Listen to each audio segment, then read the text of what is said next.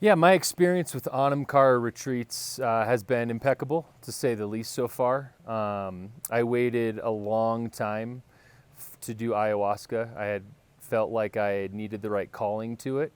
And when I had met Francesca and then Niels through her as well, it just seemed natural. It seemed organic. It seemed like it was finally the time in my life where I'd pull the trigger. And everything leading up to showing up to the retreat, the preparation of it, how they walked us through it, it made something that what some people call a lot of work, very difficult at times. It kind of eased a lot of that pressure. It made me feel very comfortable coming into it. And just top to bottom, it's, I have a lot of friends that have gone through this before as well. And I'm pretty sure I can say just the way everything was organized, again, the preparation coming into it, the integration after, everything top to bottom was far greater than what I could have ever expected. My healing experience with ayahuasca was profound, to say the least. Again, I know I've mentioned this, but you kind of have these pre-built expectations when you come into something like this on how it's going to go, what you're going to get from it. One thing the medicine shows you, as Francesca and Niels make very clear, is it's going to show you what you need to be shown for where you are in life. It's going to heal the parts that you may not necessarily have known about or had the direct focus on, but then you go through this entire experience, and at the end of it, you couldn't have seen it going any other way. The amount of healing I had, both mentally, physically, emotionally, spiritually, just top to bottom, it just surpassed any expectation I had coming into this. I had kind of one intention set up coming into this, and another thing I'm very grateful of Francesca and Niels for is they were kind of able to pull so much more out of me.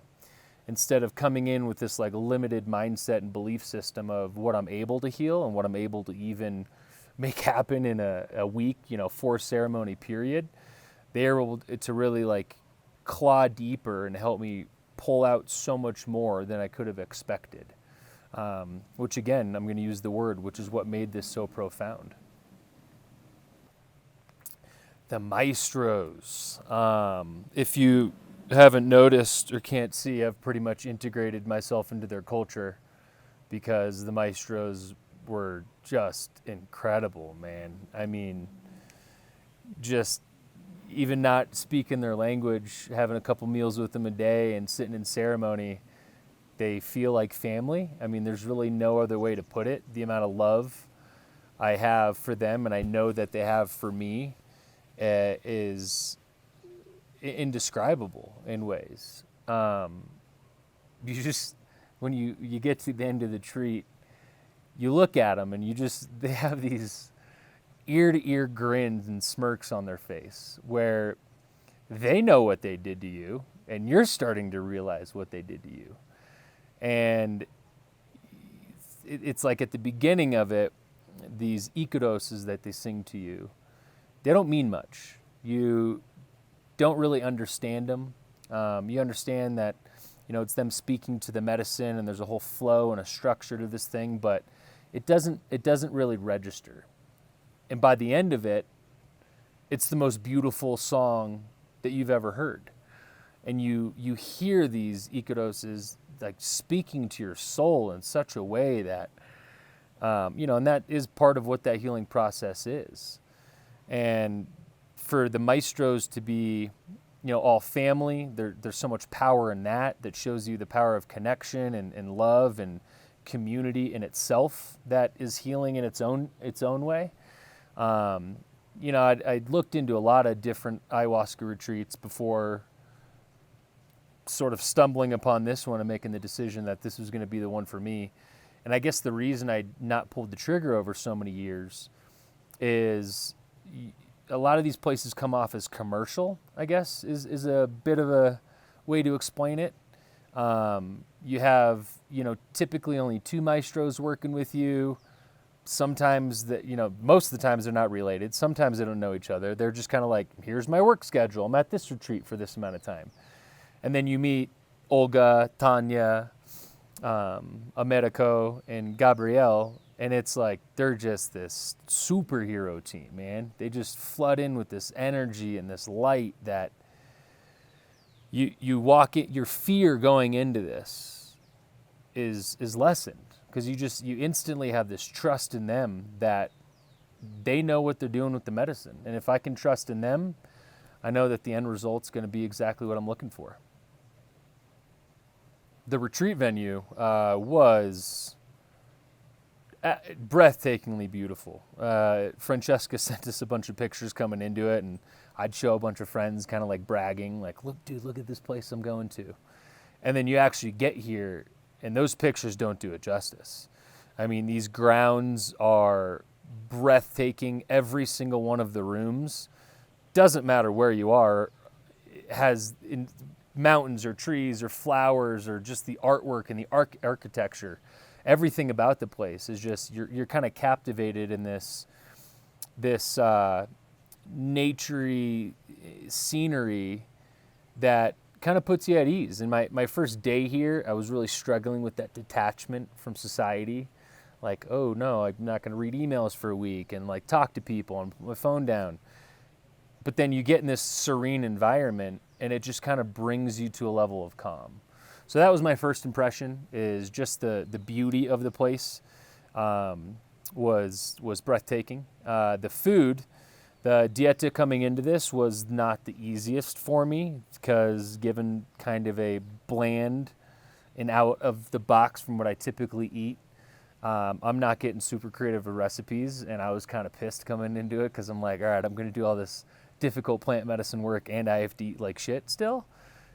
Then you get here, and in this small kitchen they're whipping up some of the best meals I've had in the last year. I mean, the food is flavorful and colorful.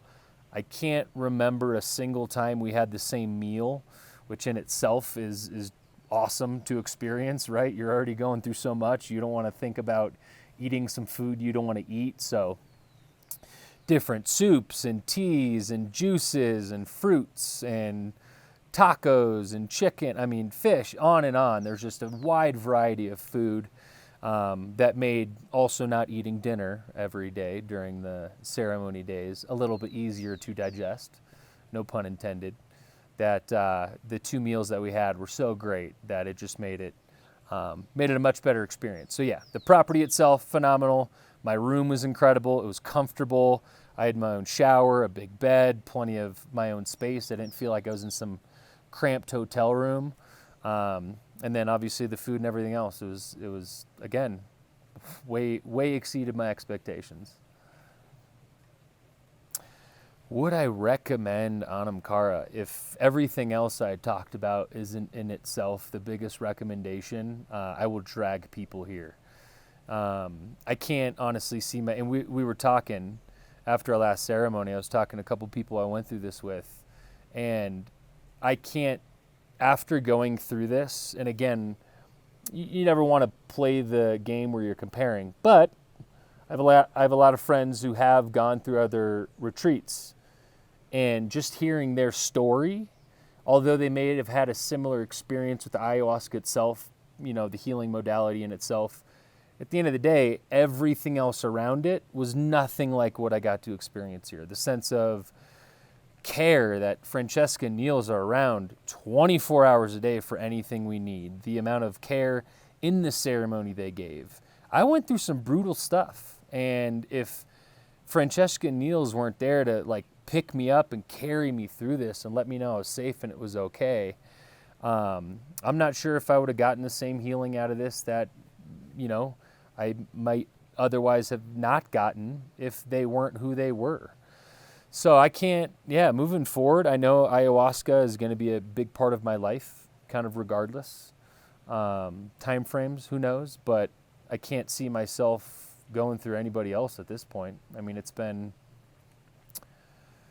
they're just amazing people, man. It's, I'm definitely coming back.